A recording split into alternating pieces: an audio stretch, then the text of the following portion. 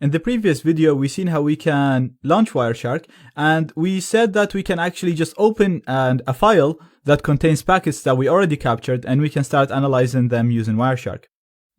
In this video, I want to start sniffing packets and then generate some traffic in my Windows machine, and then we'll see how we can analyze these packets using Wireshark. So I'm already the man in the middle. As I said, you first have to be the man in the middle to use Wireshark. And then the traffic that's generated in the Windows machine is actually flowing through ETH0, as we've seen in the previous video. So before I start capturing the packets, I want to go to the options, and I just want to show you what options we can set. So first, you can see all the interfaces that you have, and you can see the traffic generated on them. And you can see ETH0 is actually generating some traffic every now and then because it's actually coming from the Windows machine. So in here, you can select the interfaces that you want to start capturing on, and you can actually select more than one interface, and all you have to do is just hold the control and then click other interfaces that you want to listen on. For example, we can just click them like this. But for now, I actually only want to sniff on ETH0.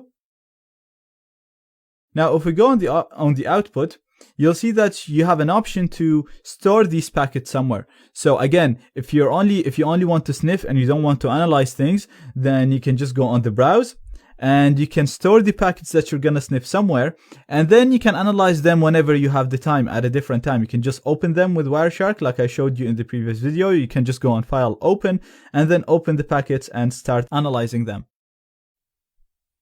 Now, I have ETH0 selected, and I'm just gonna click on Start. And that will start capturing packets. Anything that's going to flow through ETH0 will be captured, and it will be displayed in here. Anything. I mean, images, pictures, messages, cookies, anything that computer does on the internet will flow through ETH0 and therefore will be captured by Wireshark. So it's not like Man in the Middle Life where it was only showing us the important information. Right here, you'll see anything, all the traffic that's generated. Now, I want to go and generate some traffic on the target computer so we can analyze it here. But before I do that, I'm going to go back to BetterCap, and I want to start my HSTS caplet so I can downgrade HTTPS to HTTP, because if everything goes over HTTP, we won't be able to see or read anything because, like I said, everything will be encrypted. So I'm going to hit enter. This will work as expected. We'll go back to Wireshark and let's go to the target computer. I'm going to go to google.ie and let's search for something. So for example, let's search for ZSecurity. And keep in mind, everything is loading over HTTP in here. So that's why we'll be able to read and analyze everything that we're loading right here. Now, let's go back to Wireshark and see how we can filter this information and discover the websites visit by the target, see the requests and all that. So I'm going to click on the stop button to stop this. Now this is the main interface of Wireshark, and you can see that the first thing we have is each one record of this is a packet. Now you'll see here the columns. First of all, here is the number of the packet. So you have this one is number 1, number 2, number 3, number 4.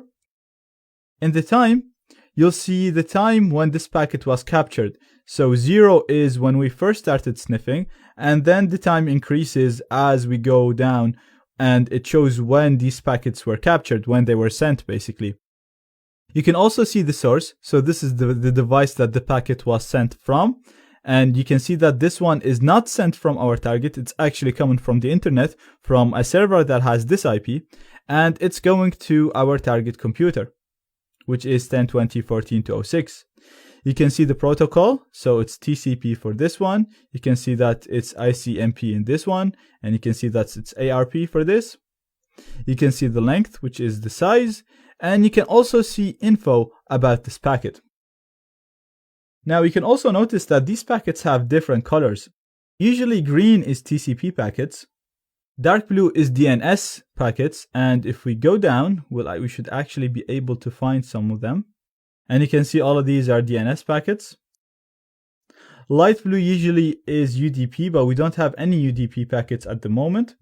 And you can also see that we have some black packets, and these are TCP packets that had a problem, that had issues. Now I know what you're thinking. There are so many packets in here, and a lot of them might not be useful to you, depending on what you're trying to get. But don't worry about this. In the next lecture, I'm going to show you how to filter these packets to only display the relevant ones and then analyze them to extract the useful information.